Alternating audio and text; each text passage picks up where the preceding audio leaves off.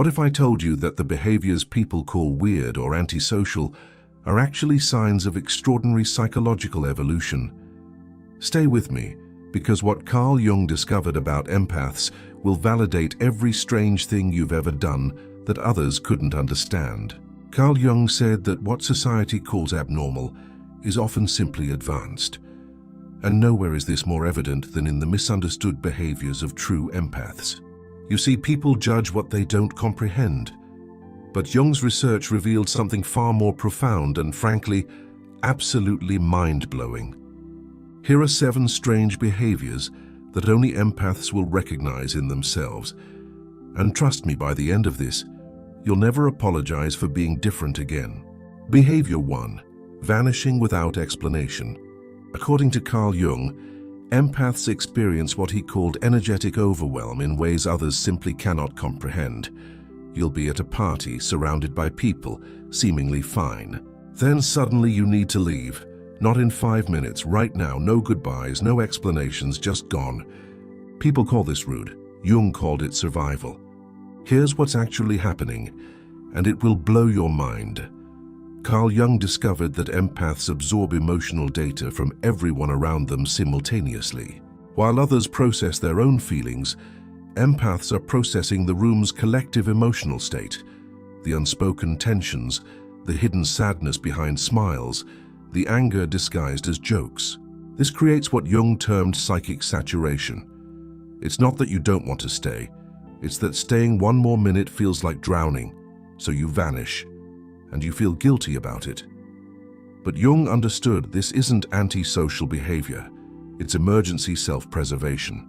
Behavior 2, needing excessive alone time. Listen carefully to this because it explains everything. According to Carl Jung's theory of introversion and energy, empaths don't just prefer solitude, they require it like oxygen. You can go days, even weeks, without social contact and feel more alive than ever. People worry about you. They think you're depressed or avoiding life, but here's what Jung discovered. You're not avoiding life, you're processing it. Every interaction, every conversation, every emotion you've absorbed needs time to be sorted, understood and released. This happens in silence, in solitude, in what Jung called the sanctuary of the self. Other people recharge by going out. You recharge by going in. And there's absolutely nothing wrong with that. But here's where it gets even more fascinating. Behavior 3. Feeling drained after helping others. Carl Jung observed something remarkable about empaths and energy exchange. You can spend 2 hours listening to someone's problems, offering guidance, holding space for their pain, and afterward you feel completely destroyed. Not tired, demolished. People don't understand this. They say, but you were just sitting and talking. But Jung discovered what's really happening. You weren't just listening.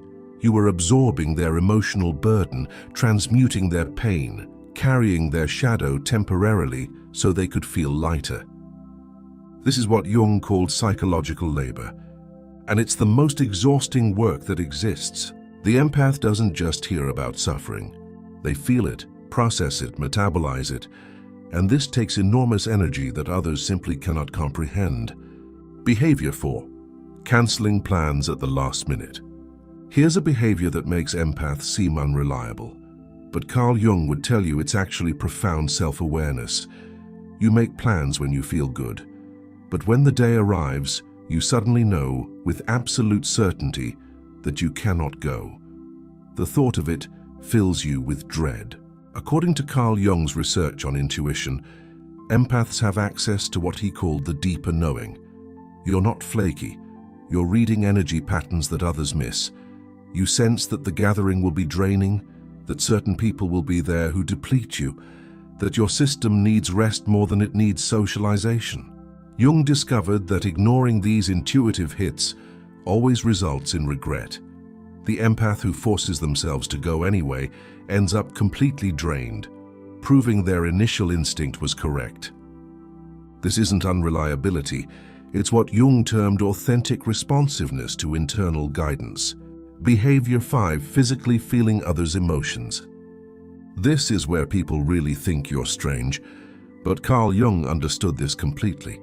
Someone tells you they're fine, but you feel anxiety in your chest. A friend smiles, but you feel their sadness in your stomach. You walk into a room and immediately know something bad happened there, even if it looks perfectly normal. According to Carl Jung, this is not imagination. It's what he called somatic intuition. Empaths don't just read emotions mentally, they experience them physically. Your body becomes an antenna, picking up emotional frequencies that others cannot detect. Jung discovered that this is actually an advanced form of perception.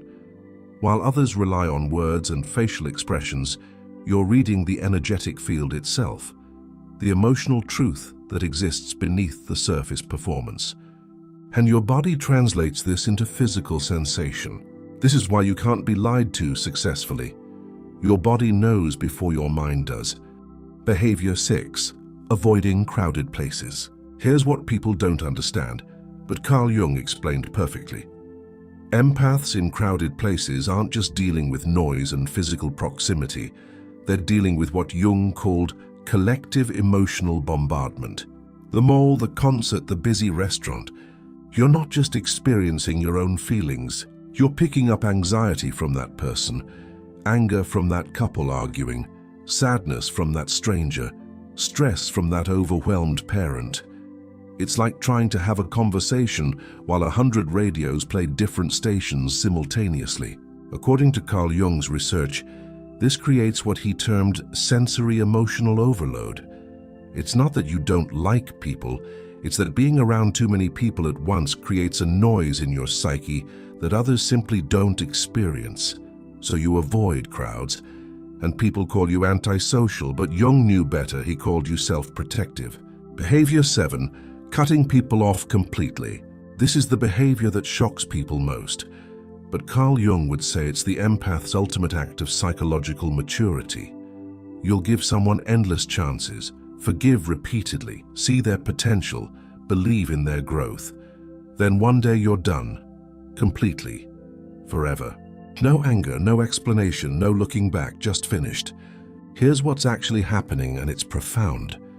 According to Carl Jung, empaths reach what he called the point of energetic completion. You've processed the relationship fully. You've learned everything it had to teach you. You've given everything you could possibly give. And now your psyche is telling you, it's time to release. This isn't cruelty. Jung discovered this is wisdom. The empath who cuts someone off has reached a level of self-knowledge that most people never achieve. They're honoring what Jung called the sacred boundary between self-sacrifice and self-destruction. People will call you cold for this. They'll say you changed, that you're not the same loving person. But Carl Jung understood what they don't. You haven't become cold, you've become whole. You haven't lost your compassion, you've found your backbone.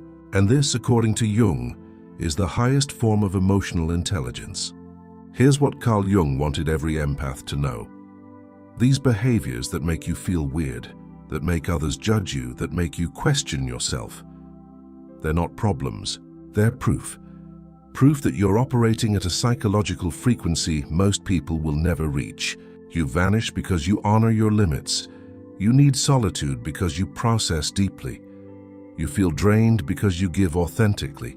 You cancel plans because you listen to your intuition. You feel others' emotions because you perceive truth. You avoid crowds because you value your peace. You cut people off because you know your worth. Carl Jung discovered that the most evolved individuals are those who trust their own psychological experience, even when the world tells them they're wrong. These strange behaviors aren't signs of weakness or dysfunction. They're evidence of what Jung called radical self-awareness. And in a world that constantly asks you to ignore your own needs, to push through your own limits, to sacrifice your peace for others' comfort, these behaviors are actually revolutionary acts of self-love. This is what only empaths understand. You're not strange. You're simply awake in a world that's still sleeping. And according to Carl Jung's lifetime of research, that's not a burden to apologize for. It's a gift to protect fiercely.